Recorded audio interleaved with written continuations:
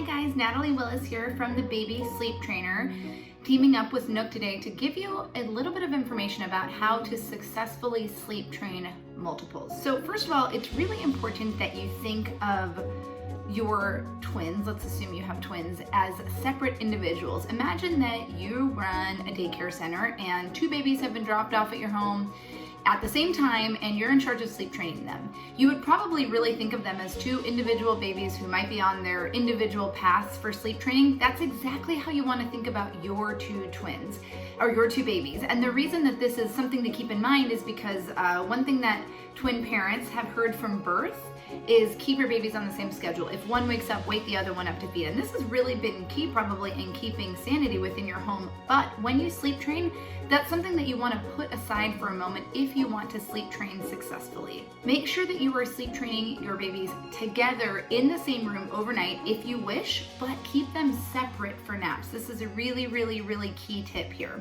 So babies have a better ability to sleep through each other's cries and that sort of thing overnight, way more so than they do during the day. There's a lot more melatonin in the body overnight, which really serves as a muscle relaxer and makes babies really drowsy, helps them to go to sleep, and that makes it easier for them to sleep through protest cries that tend to happen during sleep training.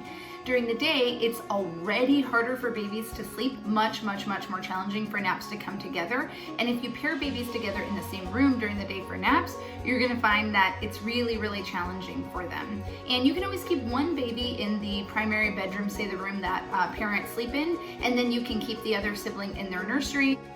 Keep in mind also that it tends to be that one child has an easier time with sleep training than their sibling. If you're keeping them separate for naps, that means that the one that's having an easier time will just be able to progress more quickly, and the one that's struggling a little bit more will at least get to be in their own space and they won't disrupt the baby that's really taken to sleep training pretty quickly. And this does mean that you may experience some chaos in those first 7 to 10 days of sleep training.